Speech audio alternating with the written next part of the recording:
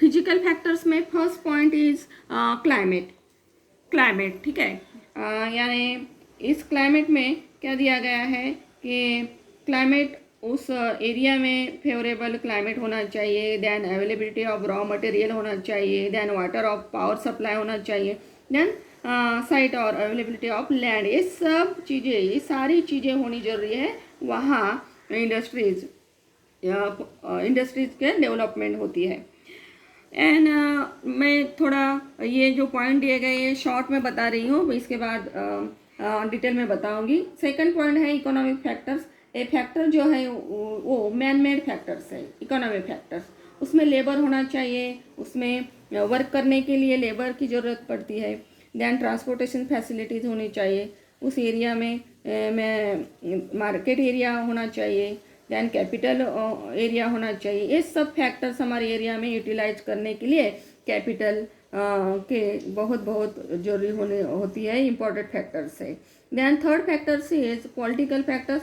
Government भी बहुत सारी पॉलिसी देती है कि जिससे इंडस्ट्रीज के डेवलपमेंट होती है। इसके बाद सेटिंग ऑफ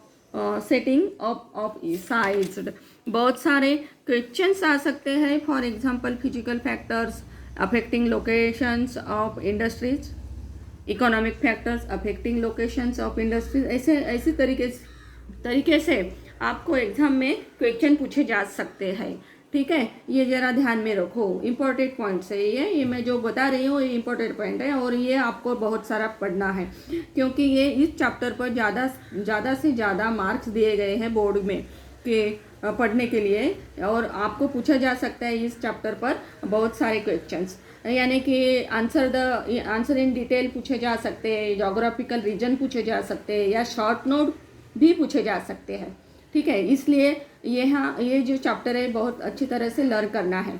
डिटेल में देखेंगे factors affecting locations of industries. सबसे पहले हम फिजिकल फैक्टर्स देखते हैं। उसमें जो फर्स्ट पॉइंट दिया है क्लाइमेट, इसके बाद availability of raw material, third point is water and power supply, fourth point is site और availability of land, first point is climate. Okay, climate में क्या दिया गया है कि harsh climate is not much suitable for the establishments of industries. There may not be any industries development in extremely hot, humid, dry and cold climate. For example, the extreme types of climate of northwest India or extreme north India,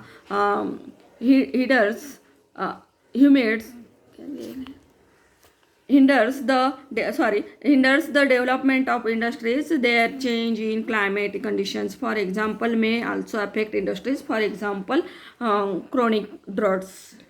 यानी कि जिस area के अंदर हर्ष climate conditions मौजूद होती है वहाँ industries की डेवलपमेंट होती है। जिस एरिया के अंदर बहुत सारा हॉट क्लाइमेट है या ड्राई क्लाइमेट है या ह्यूमिड क्लाइमेट पाया जाता है, वहाँ की कंडीशन इंडस्ट्रीज के डेवलपमेंट के लिए अच्छी नहीं होती, इसलिए वहाँ इंडस्ट्रीज नहीं डेवलप हो सकती है। For example the extremes type of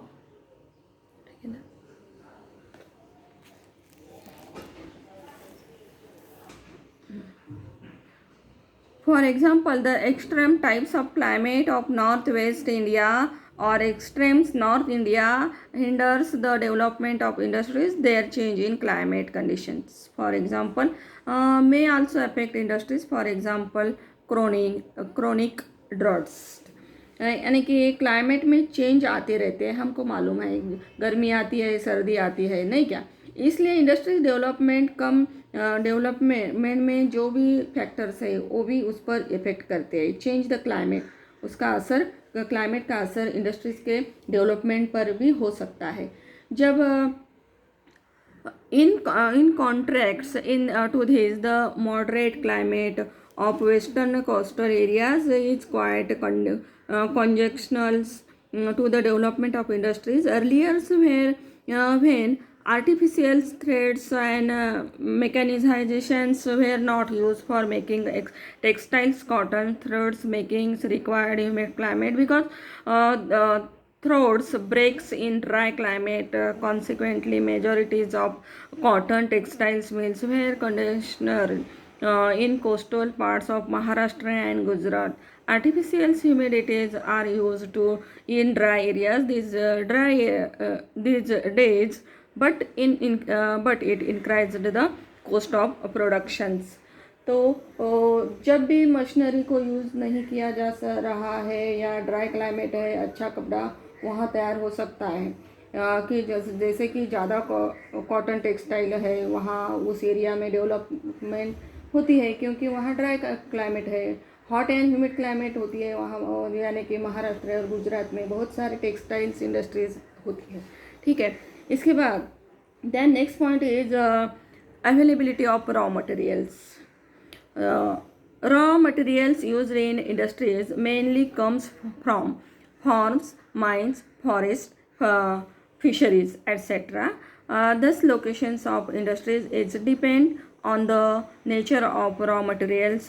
Industries depend on perishables, heavy, bulky, and weight losing raw materials such as sugarcane are located near the raw materials areas.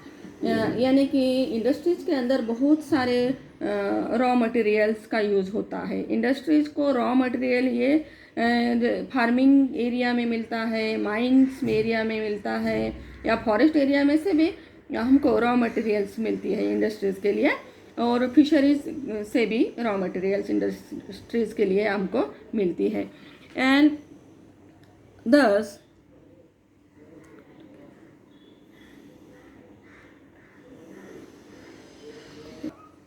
और लोकेशंस भी इंडस्ट्रीज़ के लिए effect होती है।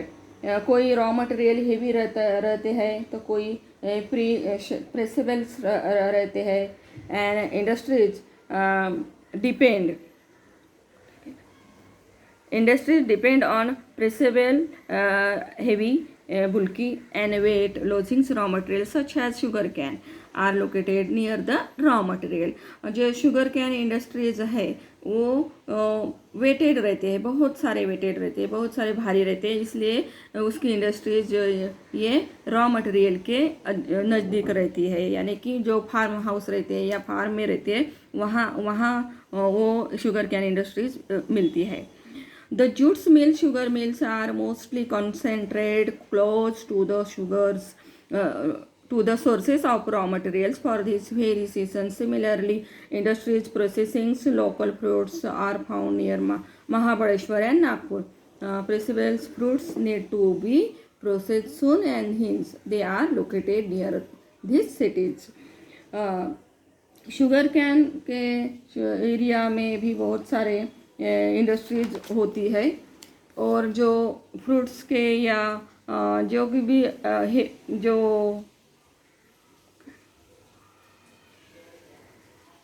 तो जो ताज़े जो फ्रूट्स रहते हैं वो शहर के नज़दीक मिलते हैं।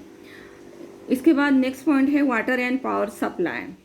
Okay, almost all the industries required plenty of water for various processes like cooling, smelting, washings, etc.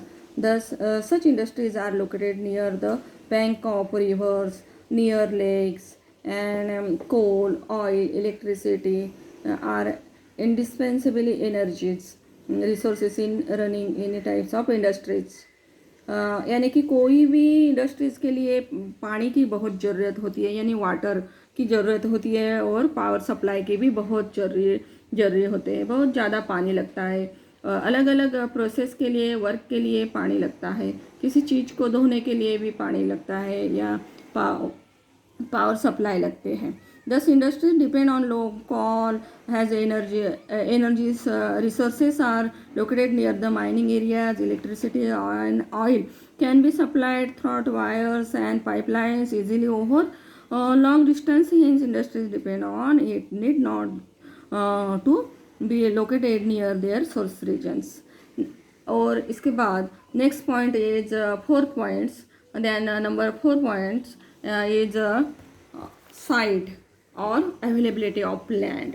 Okay, site और अवेलेबिलिटी ऑफ लैंड, इसमें site requirement for industries development are the considerable significance. Locations should be generally flat. Location कैसे होना चाहिए? Generally flat and well served by adequate transport facilities. Large areas are required to build factories. Earlier, industries were concentrated near urban areas, but now, because of non-availabilities of land and high prices, there is a tendency to set up industries in rural areas. For example, Lote Parashuram's industries area in Chimplam and Chakan in Pune. ऐसे location का choice किया जाता है industries के लिए कि जो flat surface हो या वेल सर्व्ड ट्रांसपोर्टेशन फैसिलिटी होनी चाहिए. फैक्ट्रीज़ को बनाने के लिए लार्ज एरिया रखता है, इसलिए जो इंडस्ट्रीज़ है वो रूरल एरिया में ही सेटल है क्योंकि ज़मीन वहाँ ज़्यादा मिलती है. और अर्बन एरिया में हमको मालूम है ज़मीन की कीमत कितनी गहरी है या उस ज़मीन नहीं मिलती, इसलिए इंडस्ट्री जो है वो रूरल एरिया में ही ज़्यादा तक अभी तक हो रही है. इसके बाद second main points that is economic factors. Okay, तो economics factors are man made factors. First point is labour.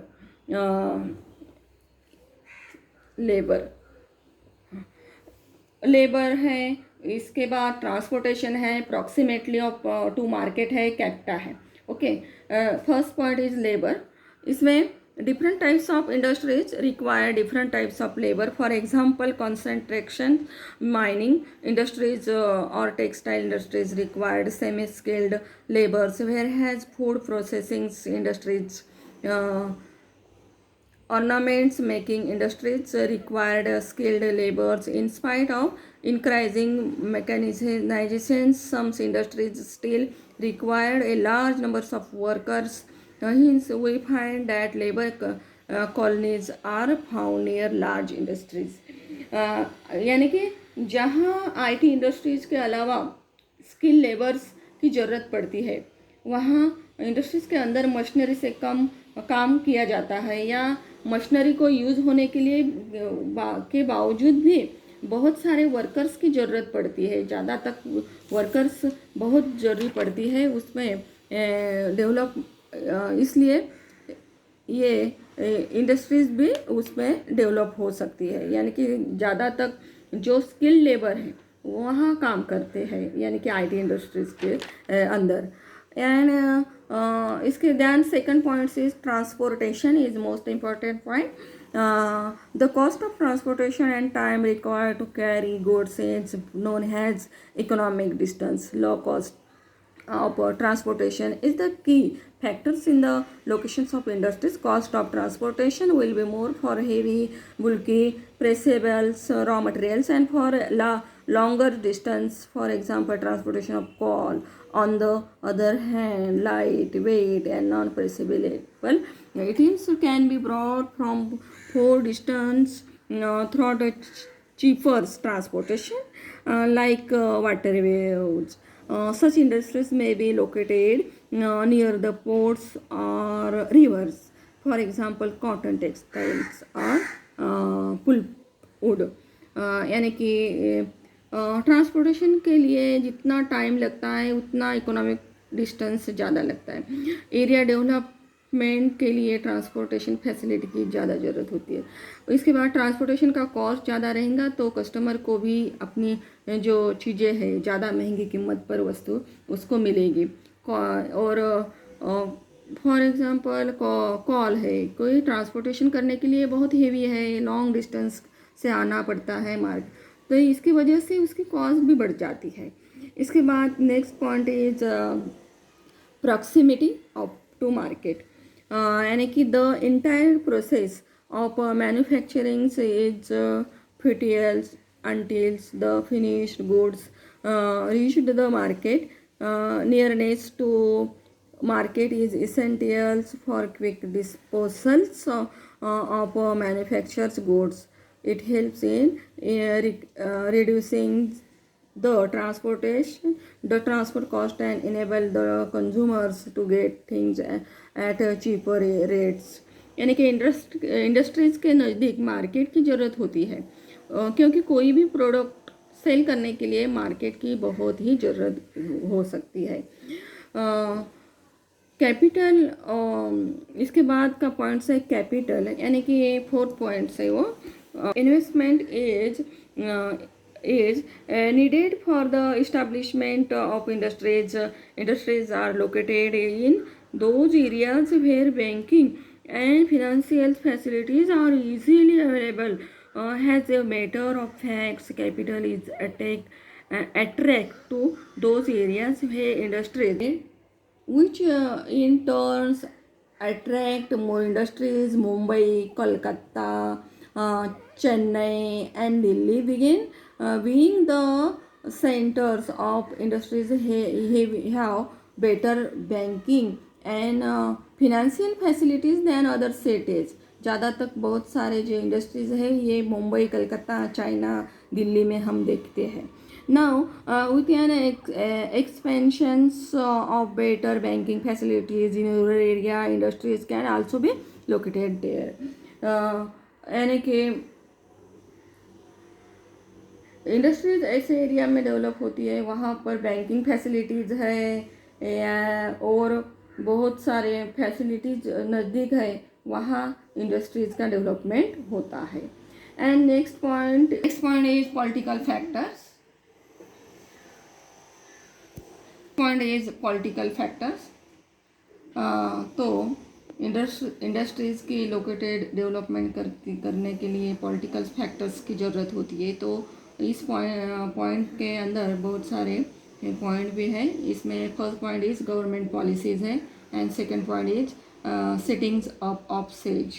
तो first point is government policies. Okay, इसमें द गवर्नमेंट में give boost to industries producing certain goods by giving several incentives. It may provide finance, land, water, transport, and communication facilities at subsidized rates. It may promote industrializations in economically backward regions with a view of developing these regions. It also provides tax consents, marketing, consultancy, export and import facilities to industrialized and enterprises who establish industries in such a region. For example, the D and beyond categories of government of Maharashtra industries policy. जो government जो है वो policy ऐसी बनाती है जिसमें industries के लिए बहुत सारी फैसिलिटीज़ प्रोवाइड करती है. तो इंडस्ट्रीज़ को पुश करने के लिए यानी कि आगे बढ़ने के लिए फिनांस प्रोवाइड्स करती है, लैंड देती है या वाटर की फैसिलिटी देती है. बहुत कम कीमत पर वो प्रोवाइड्स करती है गवर्नमेंट, ताकि उस इंडस्ट्रीज़ की डेवलपमेंट हो या उस एरिया का डेवलपमेंट हो. जो इकोनॉमिकली बैकवर्ड एरिया है वहाँ ज़्यादा से ज़्यादा गवर्नमेंट फैसिलिटी देती है कि वहाँ का एरिया डेवलप होना चाहिए. And next point is settings of says, यानी कि स्पेशल इकोनॉमिक जोन्स है, यानी कि मेनी गवर्नमेंट सपोर्ट इस्टेब्लिशिंग सच जोन्स और regions which are specially developed for industrial productions in India. They are called special economical zones. SEZ यानी कि इसका long form है special economic zones. They are specially